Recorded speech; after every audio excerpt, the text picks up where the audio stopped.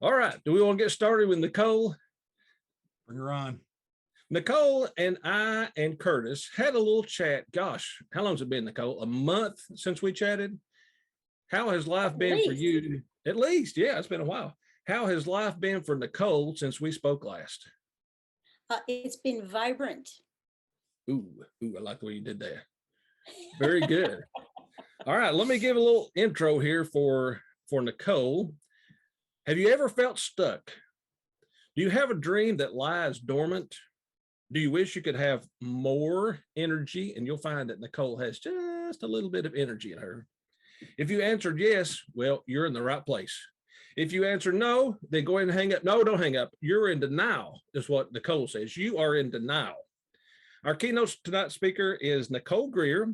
She is on a mission to energize, impact, and influence individuals to lead a more vibrant, use that word 3 times before the night's over with, vibrant life through engaging what is possible and making it probable. She's a certified coach and an entrepreneur and a race car driver. Did you know she's a race car driver, Curtis? I did not. Yep. She races to work. She races to see her clients. She races home to love on her family, and she tries not to be on a first name basis with any of the state patrols in the state of North Carolina. And she loves the race to win in life and in business. So please welcome all the way from North Carolina, Nicole Greer. Yay. All right. Good evening. It's so great to be with my fellow Toastmasters. And I want to tell you, this is the most fabulous organization that you can be a part of. I started my own club because I couldn't find one I could join, I could get to, I could arrive at on time. So I just started my own club, and it's been in business since about 2008. So I invite all of you to come join me at the Before 9 Toastmasters on Zoom anytime, Wednesday mornings at 7:45. Yes, 7:45, come be done, get on with work at 9 o'clock. You're done before 9. That's what we do in North Carolina. So I am here and absolutely delighted and grateful to Michelle Holden for the opportunity to speak about having no excuses. We have no excuses, people. All we need is strategy, systems, and smarts to move from excuses to execution. So I have a very powerful question for all of you. Here's my powerful question, and you can do this. You can go into the chat. You can go in there and tell me, why did you join Toastmasters in the first place? Why did you join Toastmasters in the first place? Let's just take a little peek in here and see what people have to say. Let's see what their responses are. If you'll go down to the bottom, you'll find the chat button. Open that up, go in there and chat it to everyone. To become a confident speaker, of course. It scared me, says our Zoom master. I like to talk. I do too. Speak clearer. Yes, I love that. Personal, professional development and a fun community. To meet new people, to become an excellent communicator, to be a better teacher. Absolutely. Prep for future opportunities. So here's the thing. You can do all of these things at Toastmasters. But here's what I find. There are some excuses lurking around about why we can't take our speaking, our leadership to the next level. So I'm here as a coach. My full-time job is I do coaching, consulting, I do a little speaking and some training. But as I began to build my business, here is what happened. More and more often, people would say to me, could you come talk? Could you come share with us what you're doing? Could you come and tell us some stories? And I said, absolutely, I could. So I'm going to share a couple tips on how to actually make money speaking. If you would like to make money speaking, would everybody put their hands up like this, jazz hands? How many of y'all would like to actually do this for a living? How many of y'all would like somebody to call you up and say, would you do a keynote and we'll pay you? How many would you like that? So we're going to figure out how to do that tonight. So I'm going to be your speaking coach. So here's the first thing I want you to understand is that each and every one of you is somewhere on this lifeline at the top of the screen. Now, here's the truth about your lifeline. You only get one lifeline, one shot to really live this life the most amazing way that you can. Now, I want you to look on the far left. On the far left is the day that you popped on the planet. Now, I'm curious. Nicole, I'm wondering if anybody here. Nicole, yeah. we can't see what you're talking. We can't see what you're talking about. I'm looking at no excuses and strategies. Oh, well, I don't know why. Thank you for throwing up the foul sign. I love it. Let's get in there and get it right. Any excuses. I'll do it. I ain't scared. All right. Isn't technology fun? I've been Zooming for months. Here we go. All right, how about now? There we go. I got the lifeline, the learning curve, excuses live here. Yes, ma'am. As you were. Okay, thank you, Curtis. Hey, round of applause for Curtis and for Nick and for John. All right, so you have this one life to live. You have this one shot, the one lifeline. Now, if you'll notice on the left, which you can totally notice right now because it is up, there is a little spot where it says pop on the planet. Now, here's my question. How many of you remember the day that you popped on the planet? If you remember the day that you popped on the planet, I'm curious, what was that day like? What was that day like when you popped on the planet? Who remembers that day? If you'd come off mute and share with me that day and what it was like, do you remember? Anybody know? I'm looking. Everybody's shaking their head. I got nothing. Okay, I'll move on without you. It's okay. This is an interactive talk, by the way. So here's the thing. I'll tell you what it was like the day that you popped on the planet. Listen to this. Your mother was relieved. Am I right? Say yes. I'm totally right. And when you popped out, here's what happens. Somebody held you. Now, sometimes I'll share this with people. I'll say, somebody held you and looked at you and was amazed by you. And some people have to tell me, oh, I come from great dysfunction. But here's what I know. Even if you come from great dysfunction, somebody holds the baby. Like you never see the babies lying around. Always somebody is holding the baby. In fact, somebody says, let's clean it up. Let's wrap it up in the nicest thing we can find. And then let's take a good look at it. Make sure it's got all its pieces and its parts. Now, here's what I know. Sometimes not all the babies have everything that we thought they were going to have, but we love them anyway. Now, here's the other thing that happens when you hold the baby. And I invite you to do this. Hey, hold the baby. Maddie Foster, Curtis Johnson, Kazuko, Michelle, John, Swindeman, Don. Let's see if you can do this, follow instructions. Okay. Oh, it is good. All right. So you hold the baby. Now I want you guys to think about what it's like to hold a brand new baby. What are the words that come to your mind when you think of holding a brand new baby? Somebody come off mute. Tell me one word. What is it like to hold a brand new baby? What's that like? Stinky. Cute. Okay. Cute. All right. Curtis, shush. Okay. Somebody else. Wonderment. Cute. Wonderment. Who said that? That was amazing. I think it was Michelle Holden, but she's advanced and therefore Curtis not advanced, but we let him come anyway. All right. So here's the deal. Okay. You hold the baby and you have wonderment because here is the truth about brand new little humans. As we look at them and we think to ourselves, this baby is packed with potential. This baby is full of possibilities. This baby could be president. This baby could do anything. Well, what happened to all y'all? That's how we talk in Concord. I mean, what happened to you guys? Presidents, practically perfect, packed with potential. And here's what I would say. You all are still packed with potential. All right. So we're moving along the lifeline. And here's the thing. We're somewhere in the present. Now, here's what I want you to figure out. I want you to figure out how old you are on the other end of the lifeline. Now go to the other end of the lifeline. Notice there's a place where you're going to pop off the planet. Nobody gets out of this deal. This is how it rolls. It's been proven over and over and time again. You're going to pop off the planet. Now I want you to think about your genetics for a moment. I want you to think about your people, and I want you to put in the chat, how many years do you have left? Please put that in the chat. How many good years do you have left? How many years left on planet Earth? Please put it in the chat. I'm going to take a look, see what the average is. If somebody could do the math, I'm not going to ask Curtis. No, not John. Maybe Nick, he's busy. I'm going to ask Jason Cronin to do the math. He looks smart. Okay, so let's see. I hope for 20, you never know, 40, 60. All right, as many as I wish. Oh, I love that. Oh, and a lot of hope. Okay, 50. Oh, Yolanda, she's a young one. Okay, so you can see that we have a lot of time. Now, here's the question. This is a very, very important question. Even if you only have 15 years left, like Carol put in there, or you've got 50 left in there, like Yolanda put in there, how much can a woman do or a man do in that amount of time? What can they do? They can do a whole lot. Am I right? Now, I want to tell you something. I'm 55 years old, and the way I look at this lifeline is I say 55 down, 55 to go. Next year, it'll be 56 down, 56 to go. I just keep halving it. I think I got a lot of time left right? If I live right, do right, act right. And number one thing that will keep you alive is doing something that has purpose that you absolutely adore and love. And I got to tell you, just like one of you put in the chat, I like to talk. And if you love to talk, you can actually make a living doing it.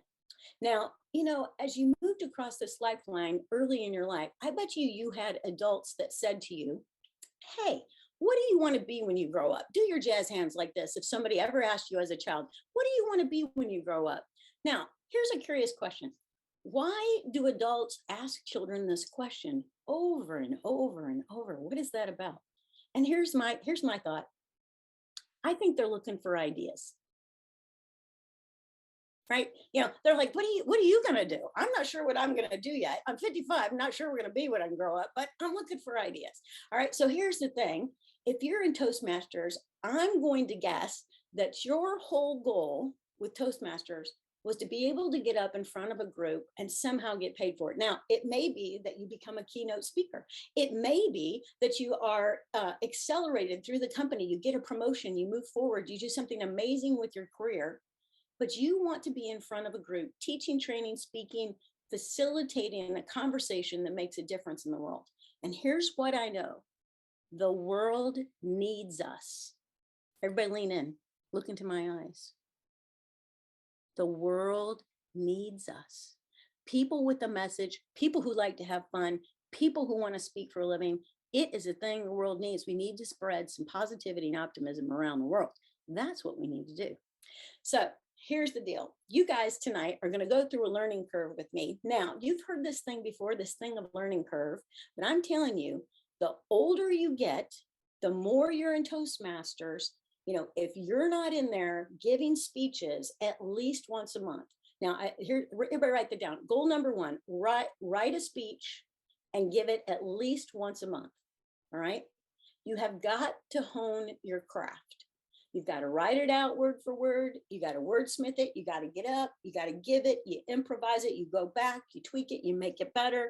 That's the whole key to Toastmasters.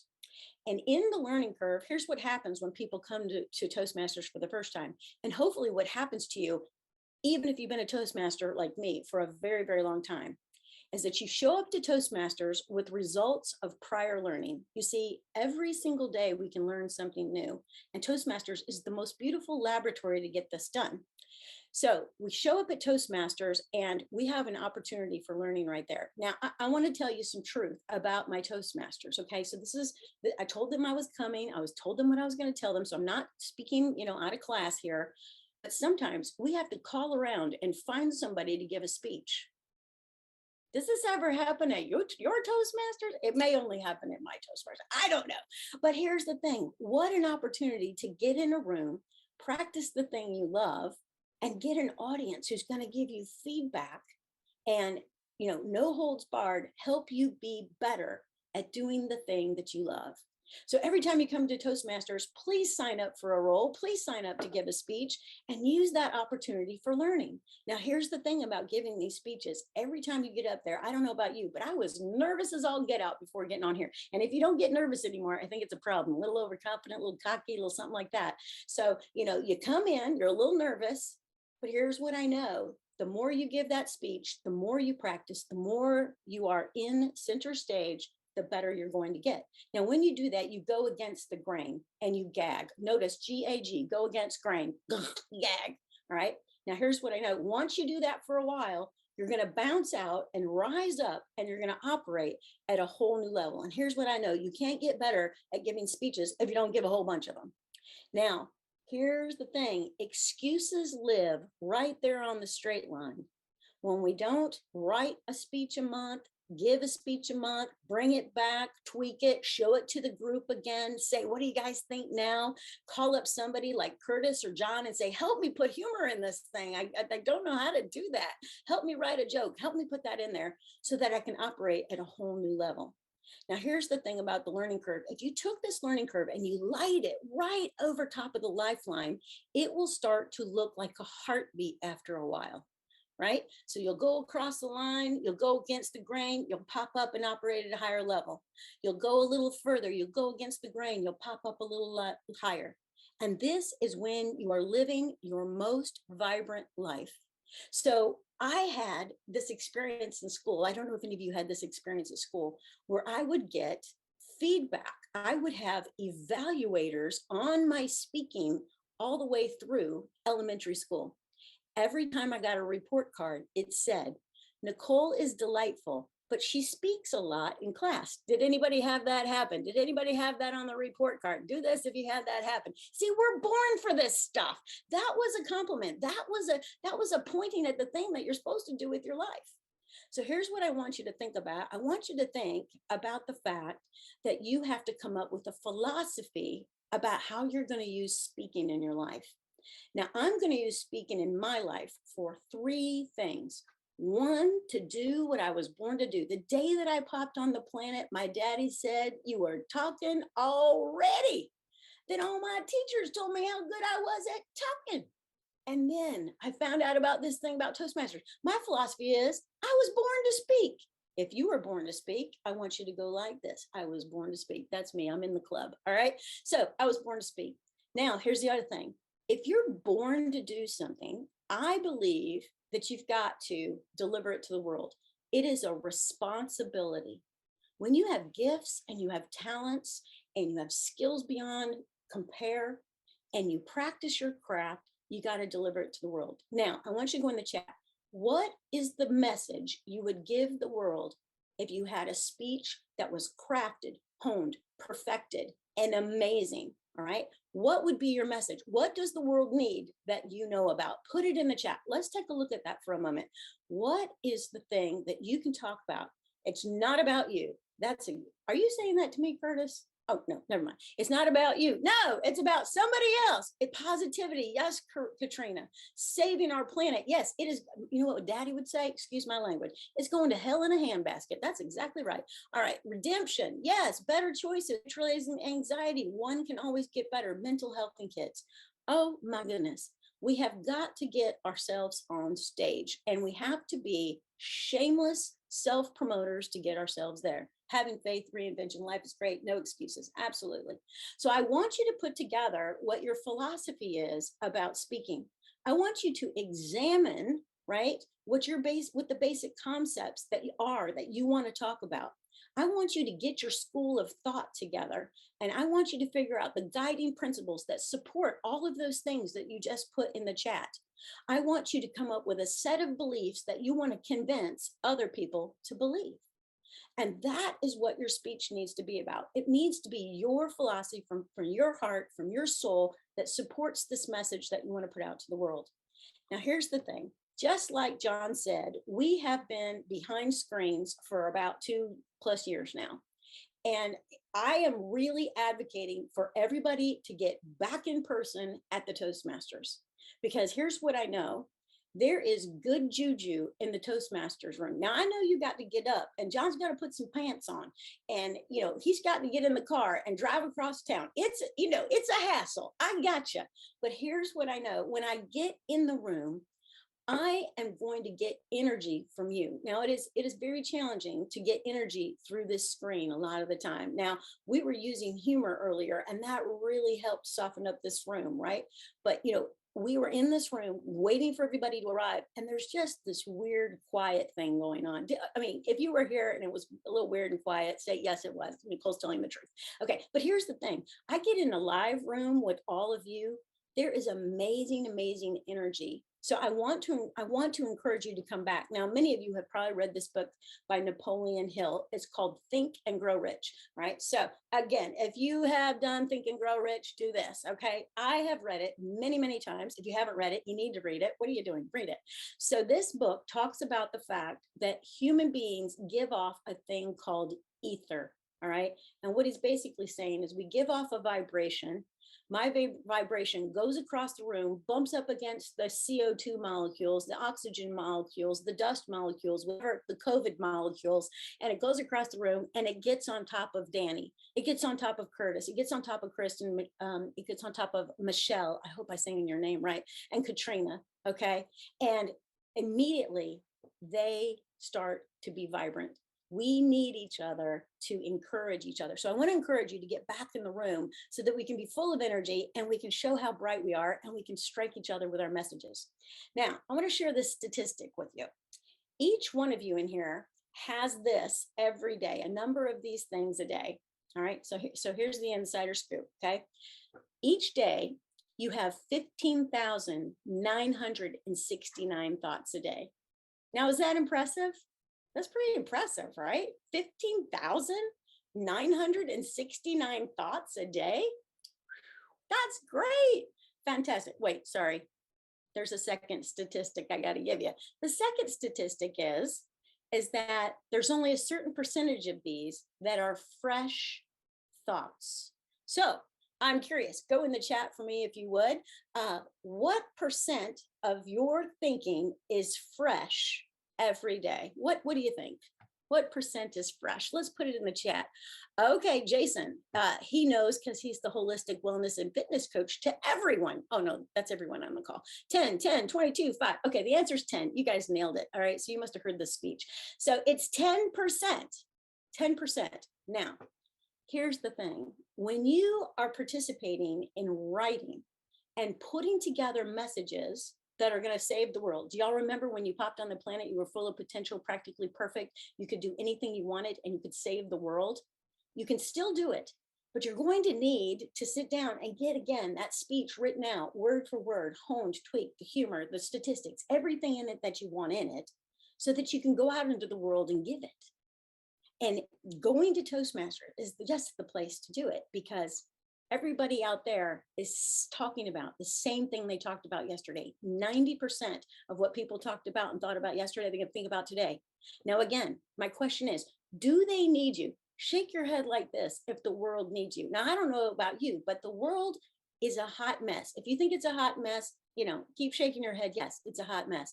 More than anything today, we need people to come out, tell us a fresh message, help us change our thinking so that we can move forward. Now, I want to talk about getting lit, and not the kind that John Grigsby was talking about before we all got started, okay? I'm talking about the kind of getting lit is that when you are turned on from the inside. Now, imagine you are sitting with somebody, the gentleman that put up there that he was the wellness coach, okay? Imagine he is sitting with a group of people and he is talking about mindset. He is talking about the quality of food impacts the quality of your brain, which impacts the quality of your life. And for the first time, even though this person has heard this message several times, it's the time that he spoke that the light bulb finally comes on. And they think to themselves, he's right. I should change the way I'm living. And all of a sudden, his message helps them lead their life with clarity. They begin to do things they're supposed to do. They get their habits in place. That's the power of the spoken word. If they don't hear it, they're not going to be able to have the light bulb come on. Secondarily, most of the things that you put in the chat, I dare say all of the things, I'm still curious about Curtis's message, but all of the things that you put in the chat will help us be more in integrity. Now, I'm going to tell you something right now. This is not news, but I'm going to be the one that's going to break it to you in a very blunt way. All right. So I got all excited. Okay. So here's the thing. There is a crisis of integrity in the world. There is a crisis of integrity in the world. All right. We all know it. Now, here's the thing about integrity. Integrity is a very, very funny thing. If I asked all of you on this call if you are men and women of integrity, you would feel obligated to say yes. But the truth of the matter is that integrity comes and goes. Now, this might really upset somebody who thinks, oh, I've got integrity all the time. Well, that's ego talking. Because I'm sorry, I make mistakes. I fall out of integrity. And I don't do the things that I know that I should do. That's why I go to Toastmasters. I know I should go because I have, again, a responsibility to get my speech out, to get people excited, to get people coached, to get people moving forward. And I know that the messages that are inside of you have got to be heard by the world. And unless you're there, you're developing, you're honing, you're getting it done, the world isn't going to hear your message. And only then will we transcend this ordinary life that we lead, where everybody is thinking the same 90% thoughts they thought yesterday, thinking today. And I know that to be true. How many of y'all feel like you have a person on your team at work that's like a 2-year-old? How many of y'all feel like you have this person on the team at the office? Okay, it's because they only have 99, they only have 1% fresh thinking a day. They're behind the curve. Are y'all with me? Say yes. Okay, so here's what I want you to do. If you're sitting there going, Nicole, I don't know what my message is yet. Okay, it's fine. I want you to find it out. Okay, so this is goal number 2. Goal number 2, I want you to figure out what your message is. What were you born to tell? Now, I have watched the Toastmasters International contests for years. All right, and the people that speak at this thing seem to have it pretty dialed in. Now, you might think to yourself, how do they do that? It's because they sit still and they have done this work right here. So I'm going to read this to you. You're not supposed to read from your slides. I did read that in, one of the pathways, but I'm going to do it anyways. Okay. So make a careful exploration of who you are. Make a careful exploration of who you are. I heard that we're going to do some kind of disc thing, maybe in this conference later. Okay. So pay attention. If you're a D, okay, you have an opinion. Okay, if you're an I, you definitely have the words to say it. If you're an S, you need to be out there supporting people. And if you're a C, you've got a solid outline already. I know. So make a careful exploration of who you are, beginning with your personality, the work that you've been given, right? The places that you have fallen into on your lifeline are the stories you need to tell and the lessons you need to share. And work that you begin, and then sink yourself into it. Now, here's the thing, sinking yourself into it. I want to implore you to think at least for, 30 minutes a day about the message you're supposed to give to the world. I want you to research it. I want you to write the speeches. I want you to get everything in order. I want you to get your book done. Did you know you have a book in you? Raise your hand like this if you think you have a book in you. How many of you have ever thought, I should write a book? I'm telling you, I'm living your life. We're the same people. You got to get the book done. Outline the stinking thing tomorrow, okay? So sink yourself into it. Don't worry about judgment. Don't worry about doubt. Don't be impressed with yourself, but definitely don't compare yourself with others. You must, I insist, you must do your creative best with your own life. Now, I want to share with you 3 perspectives, okay? Now, these 3 perspectives exist on the lifeline, okay? Is everybody, jamming with me here? We had the lifeline, and then these perspectives lay over the top. Curtis has got me. Okay, I'm beginning to like you better, Curtis. Okay, so there's 3 perspectives. Now, the first perspective that we have is called the introspective. All right, now you've heard this word before. It was probably word of the day. And so introspective means you turn and you look out to the future.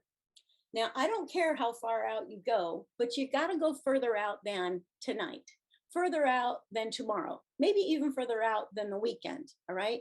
I want you to get yourself out 1 year, 3 years, 5 years. And I want you to think about the life that you would most want to live. So write that down. Everybody got a pen? Show me your pens. Are you writing things down? What are y'all doing? Okay, write it down. Okay. What is the life that you most want to live? In fact, what is it that you really, really want? And when I say that, don't let some voice from your childhood, remember that 90%, old thoughts that pop up, the self-talk you shouldn't want so many things. That's when you were begging for candy and Barbies and whatever you were begging for back in the day. Not in your real life, adult life. You can go get whatever it is you really, really want. All right? Okay? Now, think about what it is that you really want. And I want you to think about the ideal day in your life. Now, I'm curious. Would it be okay if I told you about my ideal day in the future? Would you care if I talked about myself for just a smidgy? Okay. So I've done this work and it is very powerful. So out in the future, Nicole Greer is an author. And Nicole Greer is in a green silk Calvin Klein dress. It's on my Pinterest board, ladies. You can. And I am in New York City. And I am at the double-decker Barnes & Noble in Madison, Times Square area. Are y'all with me? Have you been here? Have you been to this place? Okay. I'm sitting at a table and there is a line of people out the door holding my book, Get Lit. how to live a vibrant life.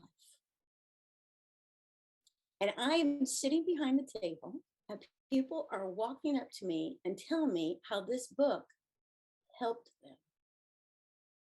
How many of y'all are helpers on this call? Lean in real close so I can get a good look at you. How many of y'all are helpers? Look, let me see you. Okay. All right. I just want to help. I am grieved by what our world is going through. And I figure I only got 55 years to help. I better get busy. So I go out to the future and I dream this up in my mind. Now, here's the thing. I've got a team of young people that work with me. I've got enough money to support other speakers. We're putting on conferences. We're traveling all around. We're changing the world. Now, I don't know about you. You could think, hey, Nicole, that's crazy. You can't do that. But here's the thing. I'm going to do it. I'm going to come back when I've got it done. You're going to have me back when I have it done. Okay. That's my commitment to you. Now, I have to believe I can do it because that belief will pull me forward. Now, I got to sit down every day and revisit that little story in my mind. Now, here's what happens when you do that. Let me show you what happens. You get a retrospective. Now, look at this. I want you to think about the introspective as looking at what you want as though you already have it. Okay. Did you just hear my little story? I totally made it up. I used this thing up here called my imagination. All right. I've got several other stories of how my life is after I get this done. And I have my New York Times bestseller, not an Amazon bestseller, just saying, a New York Times bestseller. And I look into the future and I use my imagination. Now, here's the thing. You can only visit this perspective with your imagination. So you've got to get it turned on. And what I know is this entire group of people has got one serious imagination. And you visit it and you put it in great detail. You journal it in a book, in a little notebook, okay? Now, here's the thing. It must be possible. Probability is not considered at this point. Later on, we'll talk about probability. But right now, you just let it rip. I get here. I don't know if anybody's ever given you full permission to dream your dream, but I'm telling you right now, I give you permission. If you need to call me privately, call me. I'm on the internet, Nicole, Vibrant Coaching. Call me. I'll give you face to face or Zoom to Zoom, ear to ear permission to live your dream. Because here's the thing: the more you visit your dream, it will become your destiny. Okay. Now you're like, oh my gosh, she sounds like she's one of those motivational speakers from the 70s. Well, here's what I know. There's nothing new under the sun. That message is as good as it was in 1979, given by Nita Cobain, as it is by me giving it today in 2022. And here's the thing. You have these little thoughts, right? And you have a dream and your brain is wired together. Okay. And those neural passageways that make you think the same way every single day, that 90% of same thinking, in order to change that, you're going to have to think about your dream every single day. You're going to come up with more scenarios, more introspectives of what the future is going to be like. Because literally, you have to rip apart your neural passageways and you have to reform them and put together in a new way. And that is exactly how the brain works. That is scientific. When we rip apart our dendrites, reframe them, and they start to take hold, your dream drops from your brain into your heart, and then it becomes this thing called a desire. Now, there's a big difference between a dream and a desire. The dream is only in your head. It flits through, it circles around, it escapes, it comes back. But a desire gets inside in the valves of your heart. And it gets in there, gets a hold of you, and you feel it. You really begin to feel it with your whole body.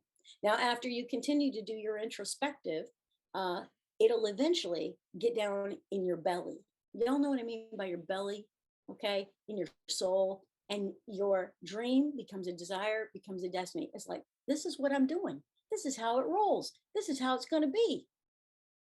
And you are locked and loaded, and there are no excuses.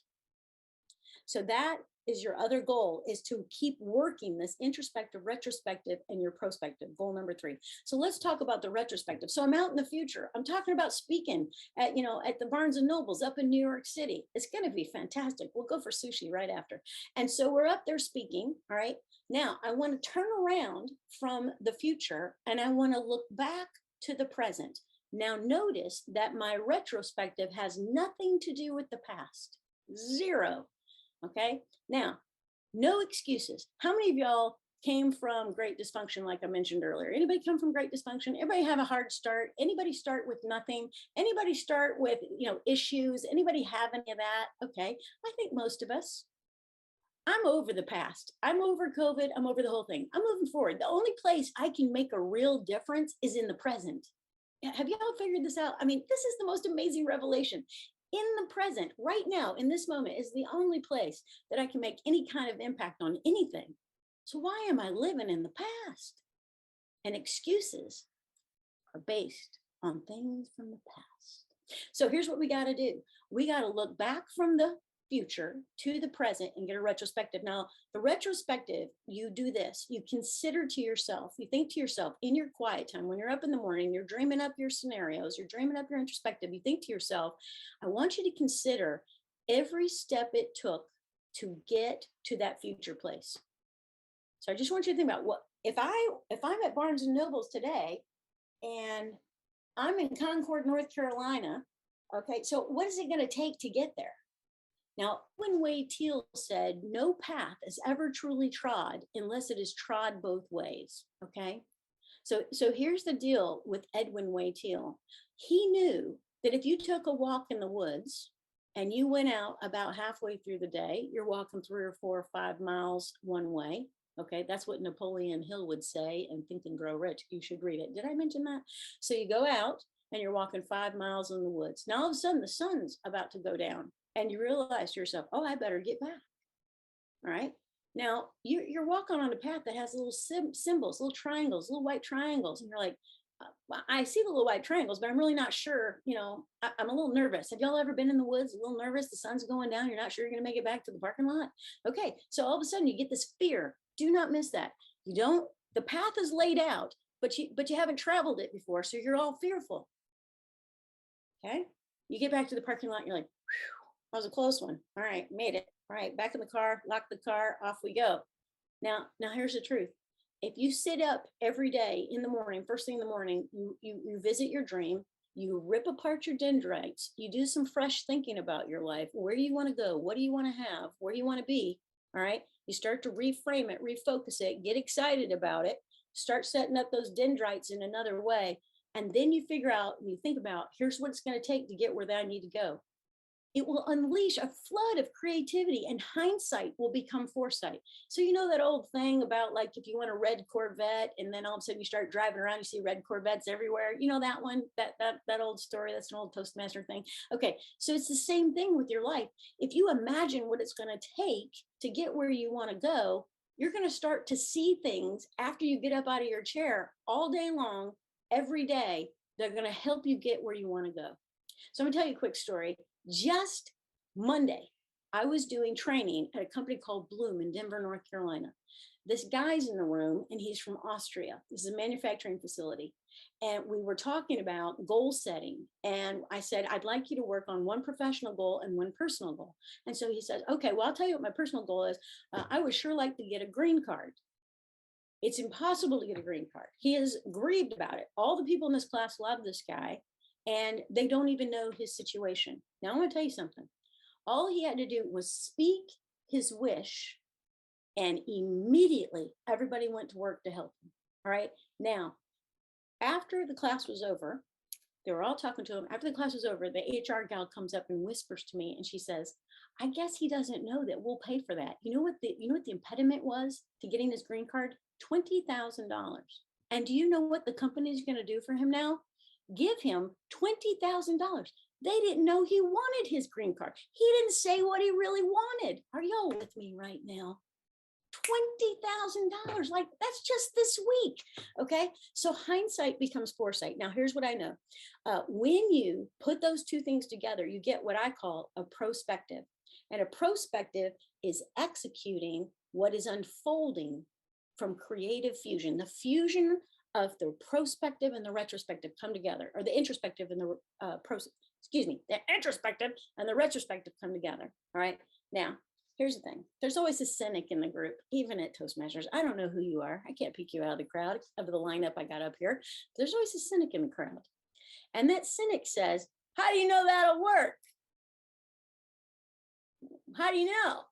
I don't know. I don't know. I don't know. But here's what I do know. Doing trumps knowing. Get your fanny in the chair, write it out, work the program, and then call me if it's not working. But don't poke a hole in my theory until you give my theory and my philosophy a chance. All right. Now, here's the thing. Some of you are like, let's get organized, Nicole. That sounds fine. All right. So we can get organized. I'm going to give you a little tool right here. If you would like this tool, all you got to do is email me, Nicole@Vibrant Coaching, and I will give this to you. All right. So this is a practical tool for your toolbox. All right. So I want you to sit down and I want you to think about the thing that you want to do or the thing that you really want, the project you want to get done. Okay, so first thing you're going to do is you're going to go over here and it says project and you're going to name it. Okay, so you could name it. So in this case, you might put in here, write the book, write the book. All right, so down here at letter B, we're going to go in and we're going to say, let's set a goal. So the goal has to be SMART. I know everybody in Toastmasters knows the SMART goal. If you know the SMART goal, say, yes, I know it. It's specific, measurable, achievable, realistic. We all got that one. Okay. So it's got to be SMART, right? So I'm going to write this book. I'm going to write it by December 31st, 2022. That's what I'm going to do. So then very easily you go down here and you say today's date, C. Okay, so you can put in there our date today, and then the target date, December 31st. All right.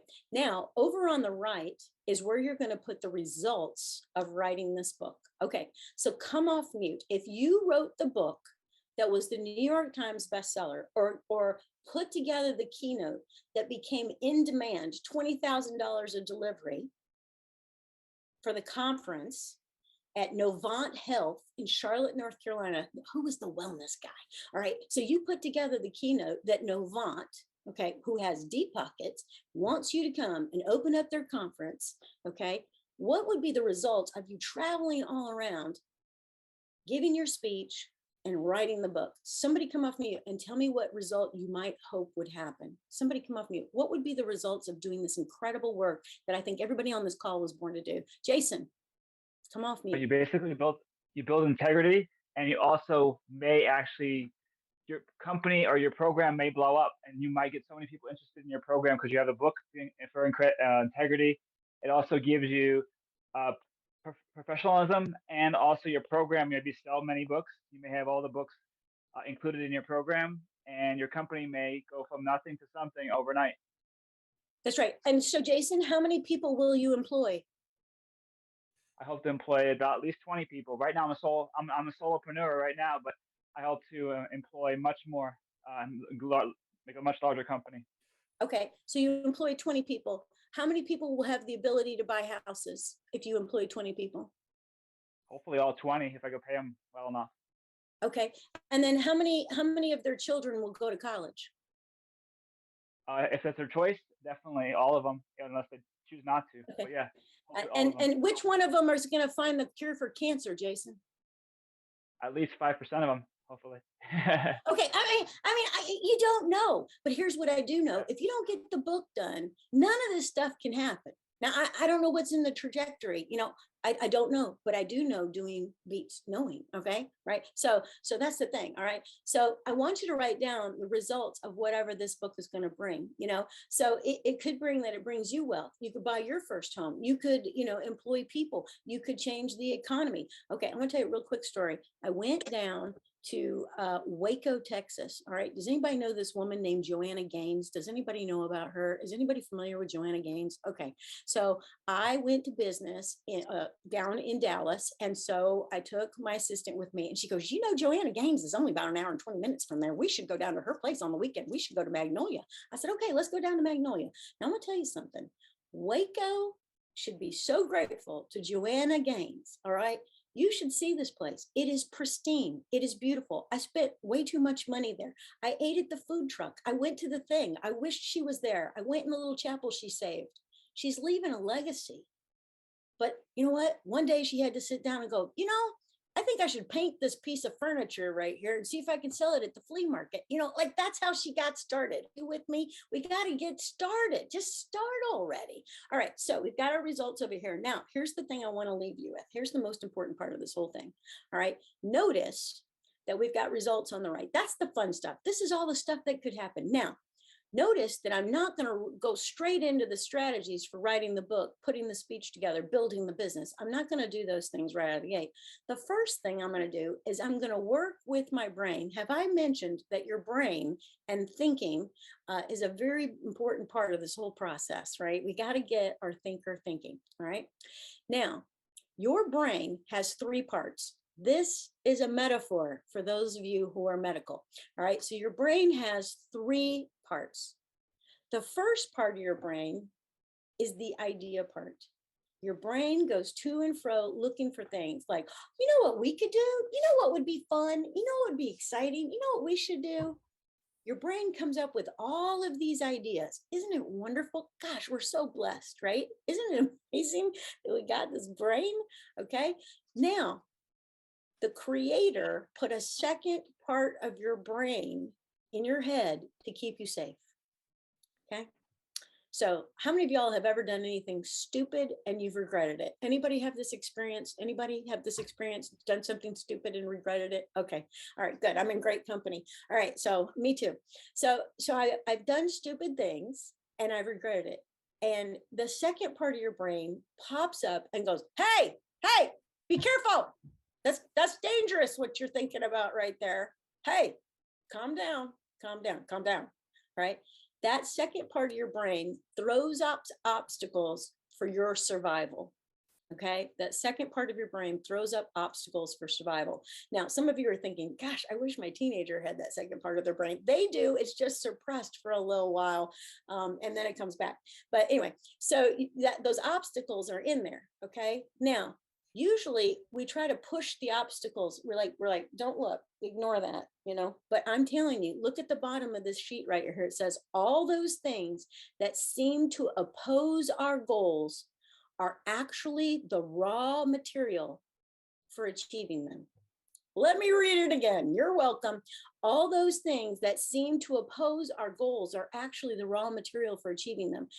Not only is that to keep you safe, but the creator says, hey, here's all the stuff you got to overcome. I'm giving you your to-do list. Isn't that fantastic? So when you think about writing the book, you think about writing the speech, you think about building the business, you think about getting the promotion, you think about putting your resume in because I've been in Toastmasters, I should get the promotion, I should be a leader. Heck, I've run the meeting 100 times this year. So you go in and you write down all the things that are going to get in your way. Now, here's the thing. What's going to get in the way of Nicole Greer writing her book? Okay, discipline. Perhaps her husband might interrupt her when she's in flow. Perhaps she doesn't have a methodology. Perhaps she doesn't have a coach. There could be 100 things that could get in her way of writing the book. So I put them all in the obstacles. And now I look for strategies to overcome the obstacles. And now I have almost a bulletproof strategy to get things done. And that is exactly what we want to do, as we want to put that in place. All right. So here's what I want to do is I want to share one last thing with you. And then I'm going to see if perhaps if we have any time for questions. But here's the last thing I want to share with you. I want to ask you this question. I'm going to go back down here. I'm going to share my screen again. All right. This is very clumsy Zoom thing. Okay. So here's the question. This is the very powerful question. All right. You are here at a conference. You're about to watch people tell tall tales. I am imagining these people, I'm hoping and imagining these people have spent hours and hours and hours practicing so that you are entertained and delighted.